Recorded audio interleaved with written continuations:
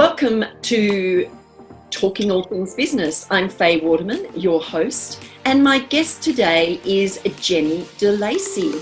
And Jenny is the visibility coach. She's a facilitator, message crafter, idea generator, and a strategist. And she says, have you explored all the ways video can grow your profile, people, and profit? Before you book a camera guy or even a full-blown production company, stop. Video must fit into your digital strategy.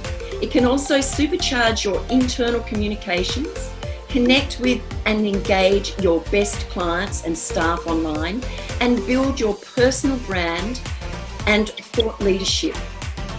Welcome, Jenny, and thank you. Thanks for having me. That's my pleasure. Now, Jenny, I want you to share with the listeners who you are and why you do what you do. Okay. Unlike a lot of people that I run into in the business world, I don't have a story of struggle around visibility or presenting. The opposite is actually true. I've been working with groups of people all my career and speaking to creating the message for that group, delivering to that group of people to affect some change or other for an organisation, a client, or for myself.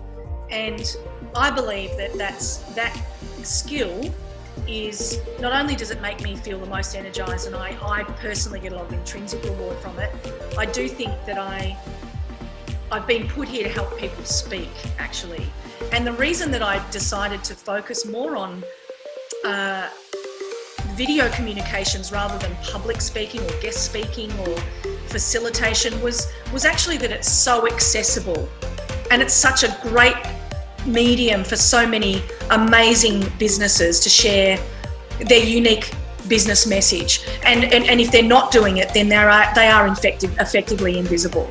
And so it's really encouraging people to, I guess, trade on my abilities to bring them into your business and as tools. And so that's why I run workshops and things like that, because I feel that it's a great way to bring people together, make them speak to each other, and essentially go and then use video wherever you can. So my background is actually facilitating process improvement, IT groups, and learning and development and induction training. And about 5 years ago, I've been a solo parent for nearly a decade. And That's pretty entrepreneurial by itself, isn't it? And I was working in a corporate contract in a IT change project, which is something that I'd done many, many times. But it was full-time hours, and my kids really suffered, and I just thought, you know what, you actually have to raise your kids whether you want to or not. It's actually, I know it's a bit of a hard slog. It's a vital thing, isn't it? You actually have to be a bit zen about this and surrender a little bit and just accept that you've got to find a way to be more available to the boys. I have 3 boys, and you've got to be hard on yourself either. Not judge yourself and not be hard on yourself, and give yourself a break. Yeah. So that's when digital marketing happened for me. Was saying, okay, they're very busy and they eat all the time. They're boys. You've got to be available to get them places and just sort of be a bit more accessible. And that's why I ended up moving away from corporate learning and development and all that sort of stuff, and moved more towards digital marketing. But to me, they're very similar outcomes for the people at the other end of the message. Yeah. That's why, to me, it's all about who are you speaking to and what do they really need from you. Yeah. And you actually give people a voice. So therefore, there are a lot of people out there that need to speak up and need to show up and shine in the spotlight. And you actually provide that for them by giving them a voice and giving them the confidence to be able to speak in front of people, to actually connect and communicate with their team members and all that sort of thing. So you structure all that. It's not just about you videoing them, it's actually you teaching them and giving them the skills and the ability to communicate with each other and then feel comfortable in front of the camera. Yeah, and there's a real, there is a science, I have no doubt about it, but the way it works for me is that we can't wait for confidence to be the first thing that kickstarts our communication strategy. Rather, we have to start with the client or the audience. So who are we actually speaking to, and what do they really need from us? You know, what is it today that staff member or that potential client, or what do they really need from us today? And then the content flows from there, and then miraculously you feel more confident in the outcome, in the content, in the way you come across. And I think if we start with confidence, we're always going to, probably 9 times out of 10, we're going to fail. And so I really encourage people, if you are truly audience focused, and can I tell you a really quick story? Yeah, absolutely. To demonstrate what I mean, and the men in our world will get this in a different way to the potential the mums, but everyone has met a sleep-deprived mum. Yes. And I was approached a few years ago now, probably 3 years ago, by a potential client who was a baby sleep specialist. And she said, my business coach told me I need a 10-minute video on my homepage of my website. And I said, oh, wow. And she asked me to script it. And quite seriously, everyone who knows anything about script writing, 10 minutes is quite a long time to write a script. Anyway, I said to her, let's take a step back though, and rather than assuming we're creating a 10-minute video of whatever, let's take a step back into the physical experience of a sleep-deprived mum. What is that actually like?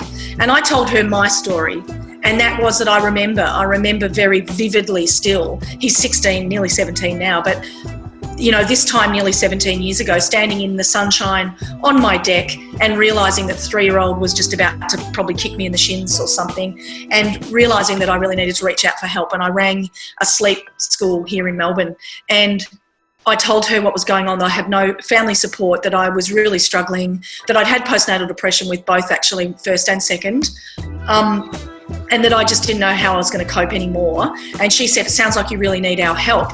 And I was immediately awash with this crazy relief, like every bit of my body was relieved and less, you know, tense. And then she said, there's a 6-week wait.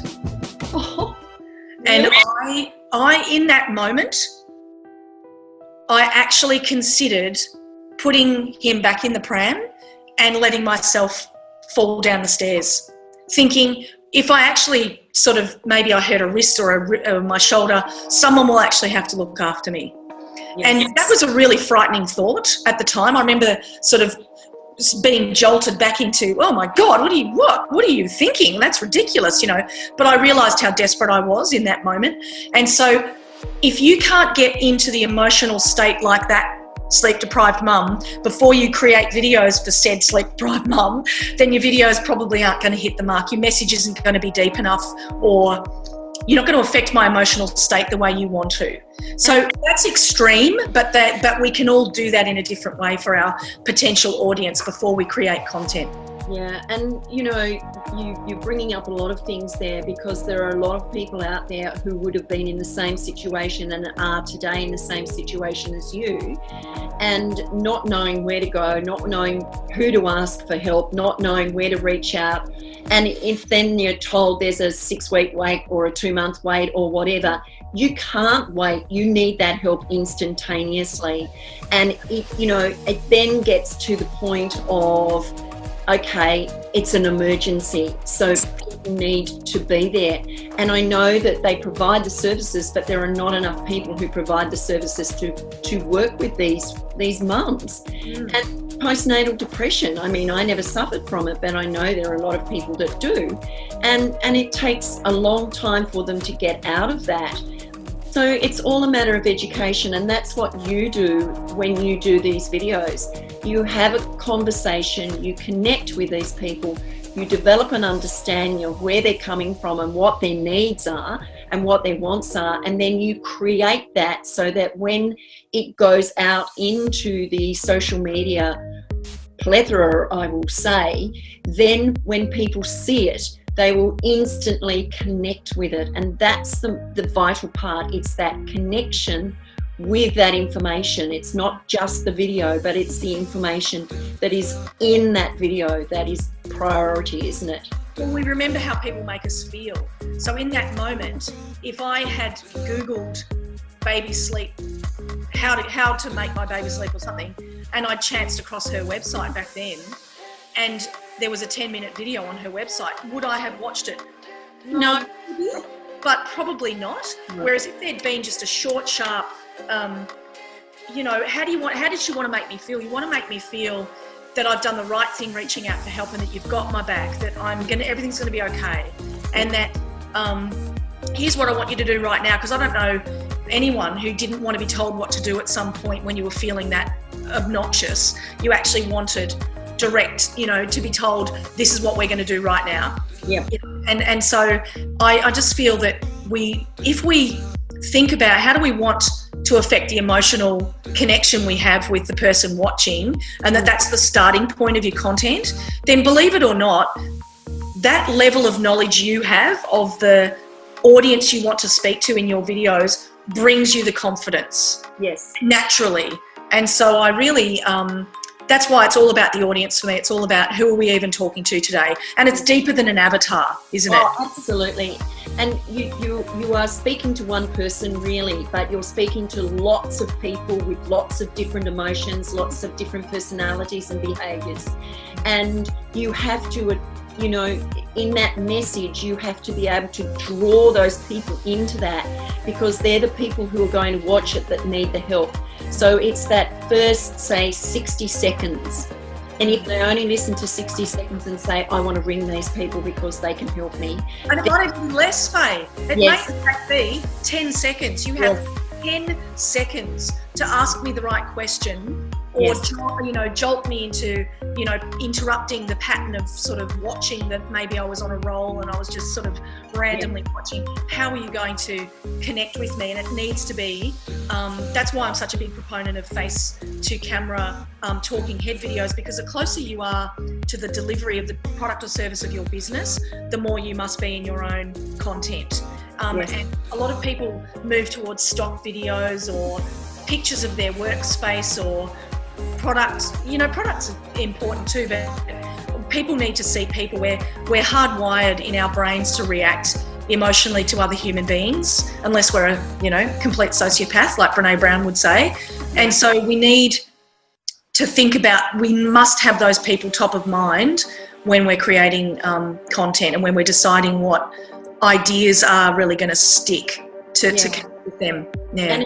And it's that impact in those first few seconds and the connection that you will make with, and as I said, you're dealing with multiple personalities and behaviours and emotions and things like that. So it's got to be real, raw and heartfelt, and that's, you know, for people to really connect and have an understanding that there are people out there like you, and these people that are on that video can help you solve the problem that you have. And that's what you bring out of the businesses. You create that platform for them to understand, no, you don't just do a video, you don't just talk about what you do, you actually bring emotion into it, you bring that thought, that feeling, those actions of creating that environment, creating that I'm not sure what I want to say, but creating that moment where someone will connect with you and say, oh, there's someone out there for me. That's right. And that's exactly right. And I think it takes it from a transaction of, I've got to do a video, to an intimate conversation. And I think that the word authenticity is overused in marketing now. So let's sort of be real. Come back a step and say, how can you be genuinely you? Well, the only way you can genuinely be you is by you can't fake your own reaction to other people in your own physicality, right? So, and the other thing that brings more you to it is firstly accepting your reaction, and therefore the words you want to say when you reach out to that person that you know is experiencing something you can help.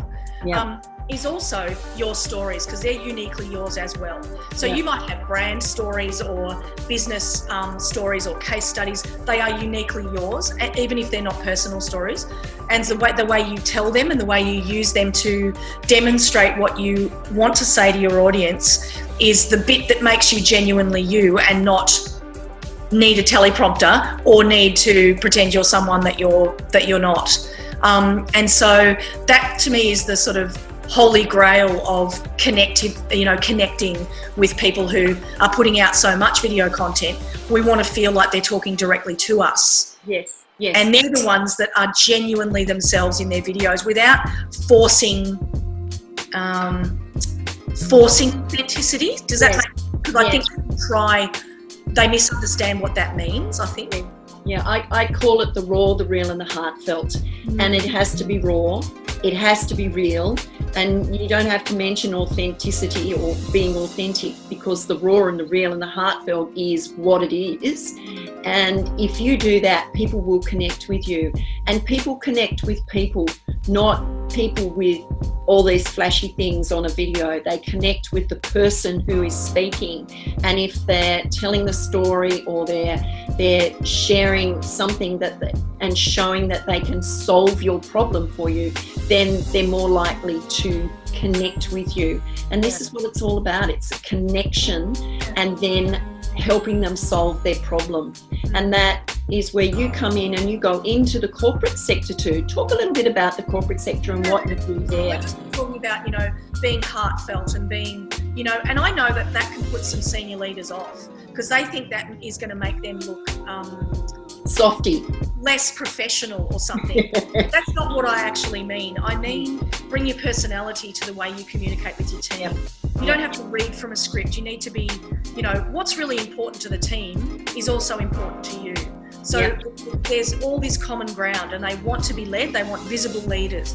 They want visible leaders who are willing to have their back and invite them into the conversation and consult with them about all sorts of different things. So there's 2 or 3 different ways that larger businesses can really, I think, leverage video. And the first one is looking at, or not just video, social media, is looking at their social media policy and saying, how old is it, for a start?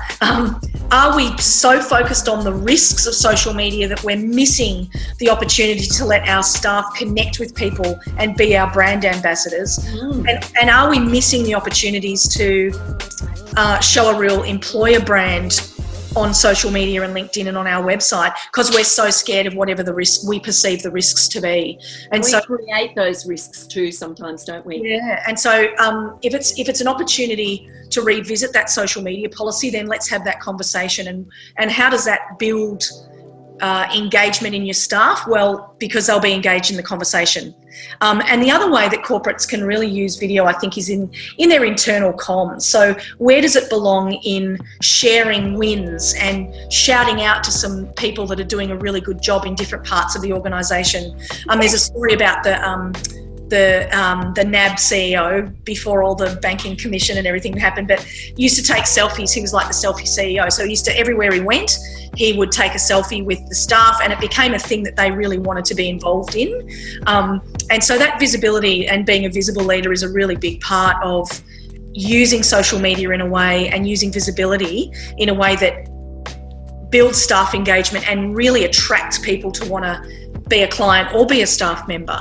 So those are either consultations or workshops and or information sessions and things like that. So there's some really great stuff happening in that space in the next couple of months. I've got a really good partner in an IP lawyer who can talk about the risks, and I can talk about the opportunities. So that's exciting too. That's not just for corporates either. That's for any business that needs social any business. And I mean, you look at a leader, and what is a leader? A leader is a person who cares about the people that he has under his care.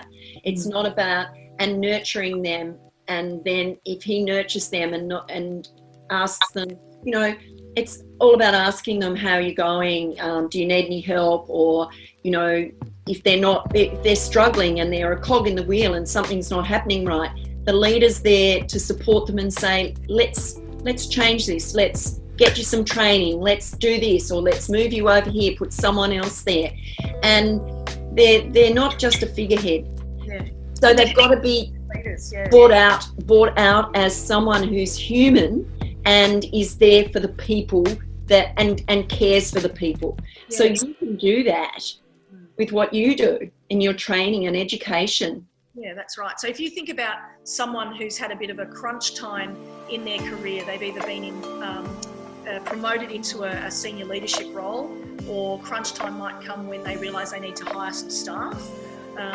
Crunch time might come when maybe we realise we're not really we're not using our skills and abilities in a way that really make us feel fabulous, and we're not doing the best job we can.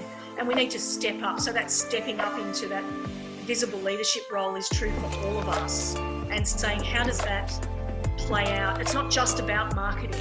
It makes it more about how are we connecting and communicating with the people who need us most. And the dividend of that is that we will probably, find that we have we can grow our profile and our people and our profit throughout that visibility process. So I'm really fired up about small businesses and saying social media isn't just about marketing. So your strategy has to look more broadly than that at who are your brand ambassadors that work in your business already, that potentially you are, fiercely kind of protecting, thinking that your reputation or your IP is going to be damaged. Why are they working for you then if you actually think that about them? That doesn't make sense to me. We need to have a bigger picture of where businesses can really engage with their staff, because it's a really big problem at the moment. It is, and I think there's a fear of someone being better than you, or someone, going and leaving and stealing all your information and things like this. But it's actually, if you nurture these people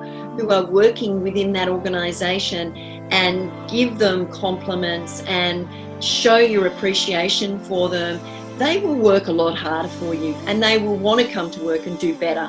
And they will have conversations with you to say, look, I'm thinking about this, what do you think, instead of hiding and all this sort of thing. So you have the ability and the opportunity, which is amazing, to be able to bring this to the fore in businesses and get them to understand that they are a team, they need to work as a team, and they have to back each other.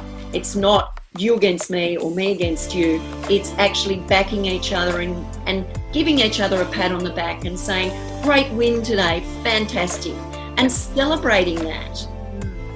Yeah, absolutely. And people, I did a series of values sort of workshops for a service-based organisation earlier in the year, and almost exclusively in that sort of 50 staff or thereabouts was the desire for deeper communication throughout the organisation. They wanted to be more connected to the people in different states.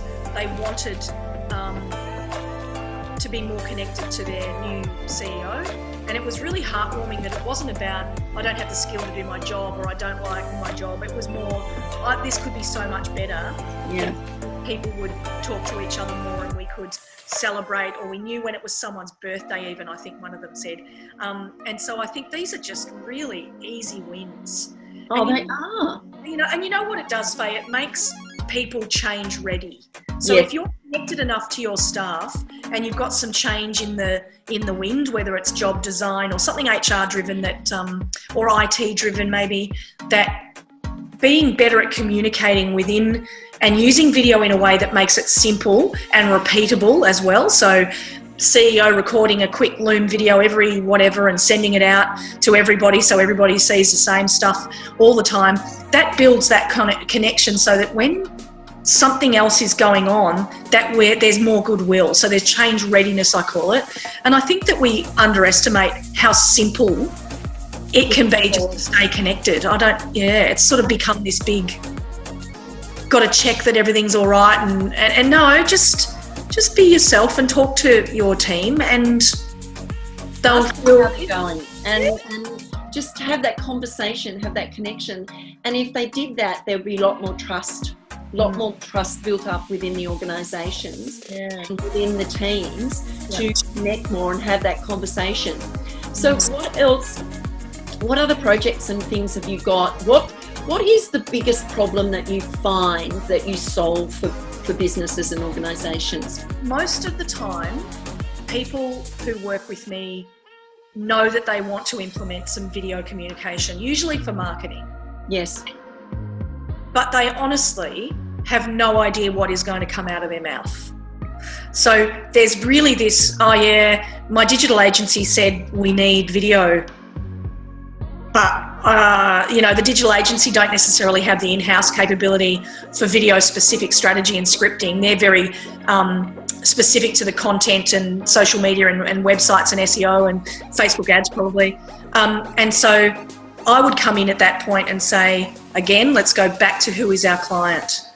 And it's the difference between, and I'll give you a really brief example of a manufacturing industrial style company where it's a 20-year-old company and they've got some serious infrastructure. They've got big trucks and lots of machinery and a big warehouse. And it's a difference between taking video content of that versus getting into the heart and mind of the client at the other end who actually needs you to fix their roof or retile their roof because they're panicking because it's winter and it's going to rain and the water's going to leak into my house and it's going to be dreadful and I'm going to get woken up in the night in the rain and my husband's going to try and get up on the roof, the silly bugger, on a ladder and then we're going to slip. So the difference in setting up the strategy there is what I do best, is saying I agree with you that the infrastructure is important because it shows longevity and solid, but actually and all the rest of it. Come back over here to who is using your service. What do they need in the messaging? And so that's where the video content comes from, starting with the audience. And so that's the biggest problem, I think, is the misunderstanding that video is sort of a box to be ticked on a homepage of your website, and that's actually not true. You're missing a massive opportunity if that's the only way you're using it.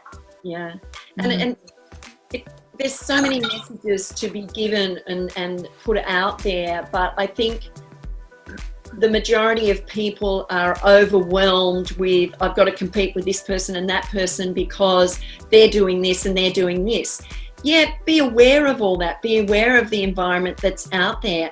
But what you've got to do is come from within and see what you're actually doing and bring that out into the environment so people can see it. And this is what you have the ability to do, is to be able to connect, have that conversation and really read between the lines of what they're not saying that you can pick up. And then you can make the suggestions and say, well, I see it this way. What do you think? And when you do that, then they go, oh, that's a fabulous idea. And there's a lot of goosebump, like hair on end moments about, oh, that's exactly what I wanted to say. But they didn't know it. Yeah, but they weren't bringing that out because they say vanilla. I think what happens really, really commonly is if I say, okay, we're just going to spend a couple of minutes. I want you to tell me, just introduce yourself to me as though you're doing a video.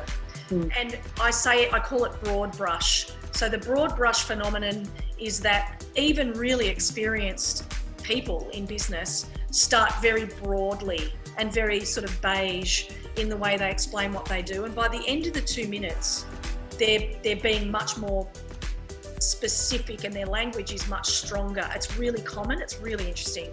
Okay, in the last 15 seconds of what you just said, and we voice recorded all, that's actually the gold. So now let's strip out the broad brush rubbish and let's go to that 15-second stuff and really start thinking about how those words feel in your body coming out of your mouth.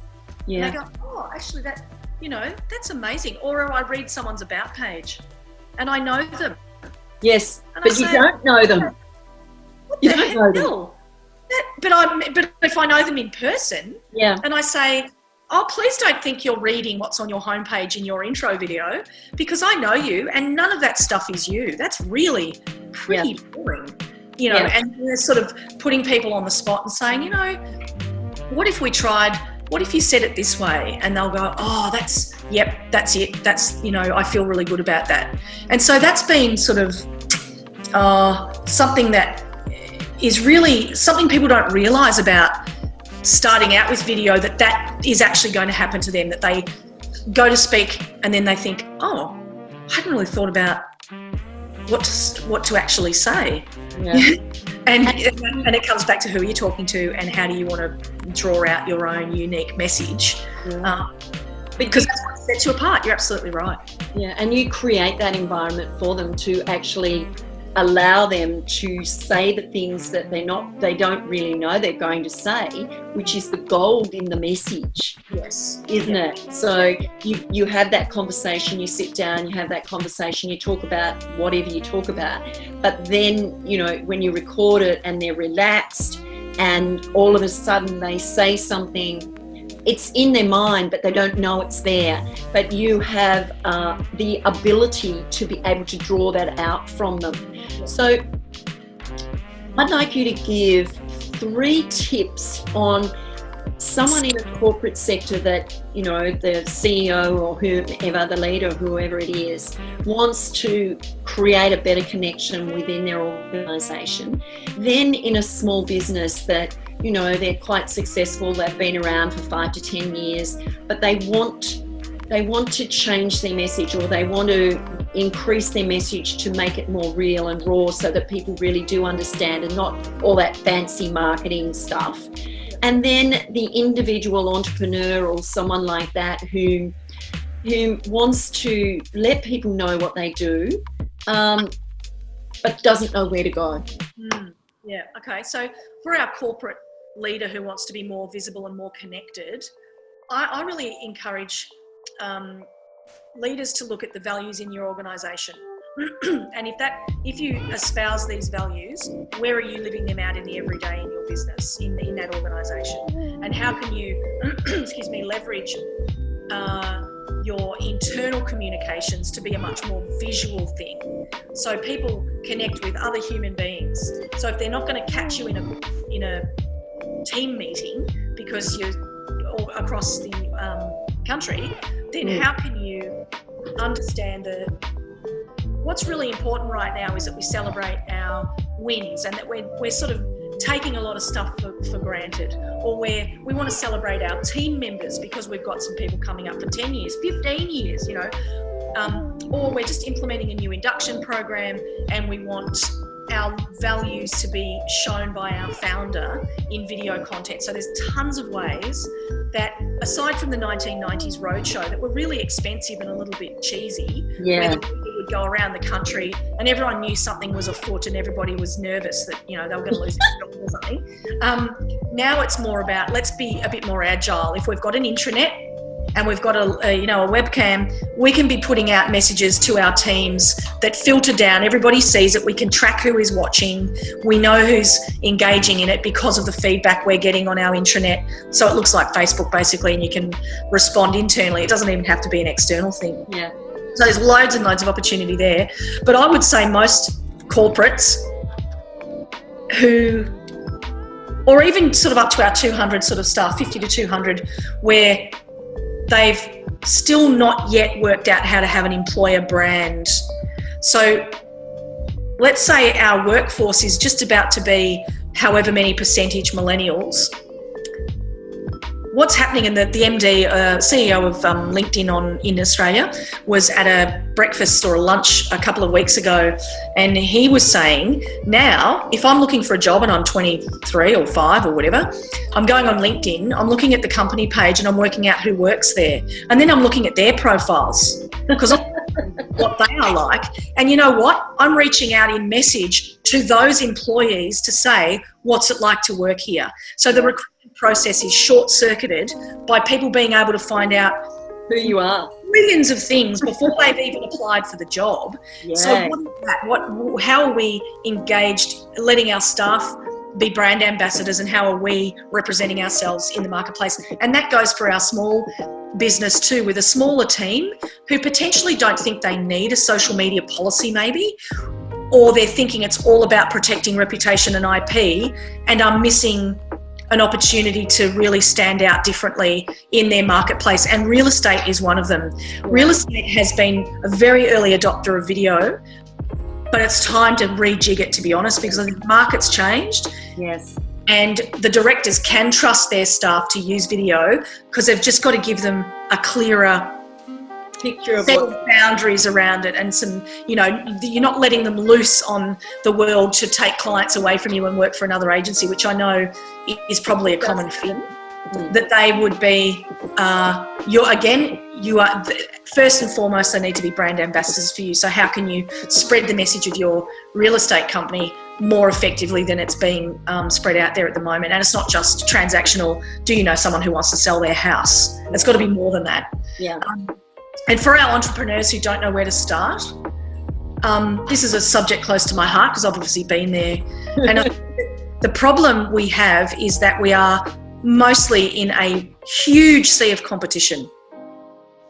And we can look at that competition and be really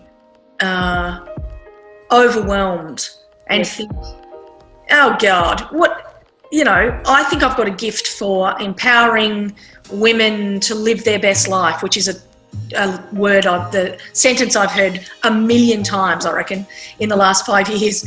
It's like, that's great, but why are you the right one to empower me then? Yeah. So stop talking about it, because everyone says that. All the people in show that you can do show it. me why you are the right one to empower me. Yeah. And if you don't know, go back and do some work with a branding expert or a business coach, or so that's one thing, is don't be overwhelmed by the competition. Be really internal about why am I the right person for that, for my ideal client to work with. But also my experience with camera confidence and the fact that the vast majority of people that were attracted to me over the last 3 years, or probably 2.5 years, were very afraid. And they were saying, I hate how I look and sound. And I said, nobody likes how they look and sound. Like, seriously, like really, truly. So true. So you kind of have to just let that go. Because if you're going to focus on that, then guess what? You ain't going to do anything. You're not serving the people you told me you want to serve, because all you're doing is thinking about yourself. Bit of tough Ego.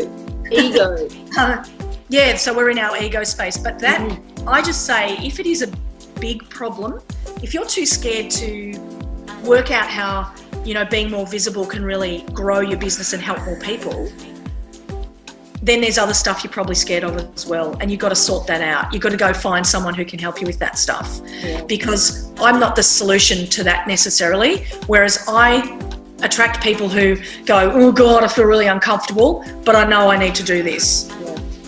And so for entrepreneurs, it's almost like if you keep saying in Facebook groups that you are phobic or scared of video, you will simply never grow a business, because you will always be invisible. Yeah. And I'm sorry, but it's true now. Yeah, it's nearly 2019. If we are not using video in a way that represents our brand the best, you are invisible. And you've got to stop saying that story about I'm scared. It's like, you know what? It's a language thing, isn't it? You have to change your language. You have to change your thoughts, your feelings and your actions, and really think about the language that you actually use wherever you are. And even in everyday life, in your own personal life, you've got to change that language, because what you portray within your own personal life comes out in your business life. And so therefore you have to get rid of that ego, really think about what service who you're serving, who you want to serve, and how you want them to perceive you, and them to get to trust you and like you and want to do business with you. Yeah, that's right. And I think there is a lot of entrepreneurs out there that need a lot of work, and I'm not saying that to be nasty or anything like that. It is a realistic truth. Yes. And they could be amazing. They just need to be nurtured and, you know, made aware of what things they need to do to make them a better, whatever they might be. A coach, a life coach. I don't like the word life coach. What's a life coach? A coach in specifics. Yep. What do you want to do? Learn more. Reach out to the best people. Ask them questions. Follow them. Do all those sorts of things. Yeah. And bring it out. And what you do then is you can actually create for them the right message. And that is what you're developing, the right message for them. Yeah, that's right. Because we want to, we want the confidence, but you're not going to get the confidence if you keep thinking about yourself. Yeah. A really great example is a client that wrote a book, and she has from the very beginning just assumed that this thing was massive. She has assumed that it's going to be a movie. She's been thinking about who the actors are that are going to play the characters. She has been planning board games and merchandise, and from the very beginning, she was on Studio 10 last week, and I said to her, I am so proud of you. Do you realise how the secret sauce that you have about that just natural confidence in this is actually going to be massive. This is going to be massive. That is exciting. Yeah, and I was like, oh my God, no, she's on TV. Versus people who go, oh, well, I'm a bit worried, or I don't like networking. Oh, come on. Sorry, you've got to get a buddy then. You've got to go with a wingman. Find a way to do it, because you really need to push through, or your business is not going to grow. Yep. And you've got to take the action. Look at what you need to do, look at what you want to do, and then think and chunk it down and look at the action steps that you need to take to make it happen. Yep. And that means every aspect of your business, and the ebbs and the flows, everything. You might go down, you might come up, you go down, you come up, but you fall over, you pick yourself up, you brush yourself off, and you keep going. Yeah. One more tip for anyone that would like to use your services, what would you say? I would say, let's get video ready. So if you need to be ready in the sense that, no, don't go off the cuff and be too winging it, because I think that can waste. The biggest mistake people take is that they take too long to nail their message. They waffle for months and months, and they try Facebook Live and they get all this feedback from everybody that they're doing a really good job. But actually, is it working? Are you growing your business doing it in that scattergun kind of way? Let's be a little strategic about, you're going to do this faster if you work with me. We're going to get the right content out there quicker, because then you can refine and test and measure quicker. It's going to be faster to market. You don't want to waste 2, 3, 4 years trying to get this stuff right. We need to work on it sooner than later. So it's have a conversation with me, come to a public workshop, but don't keep putting it off or thinking you can do it yourself, because that's the biggest mistake people make. Okay. Now, how can they get in contact with you, Jenny? On Facebook, I'm Jenny DeLacy, and the Visibility Coach Facebook page, of course, or the visibilitycoach.com.au website. But I'm loving connecting with people on LinkedIn as well, where I'll come up the top of Jenny DeLacy there as well. And you'll see that there's an event in August in Melbourne, as an example. That's kind of a good segue. Otherwise, just book in and let's have a conversation, because that really works for people. You'll get a lot out of that too. Yeah, so thank you, Jenny, for your time. It's been amazing. If you want to connect with Jenny, please go to her LinkedIn, go to Facebook or thevisibilitycoach.com, send her a message, ask her some questions. She's willing to help you get yourself out there, develop that right message so that you can be seen and be visible in this big world of social media. Thank you, Jenny, for your time. I'm Faye Waterman. This is Talking All Things Business. If you want to be on the show, then please connect with me. You can connect with me on Facebook. In the script at the bottom of this, Jenny's information will be there, so you can just click on the links and go straight to her pages. And if you want to be on the show, then click on the link and let's have that conversation. But thank you so much, Jenny, and bye for now, and we'll see you next time.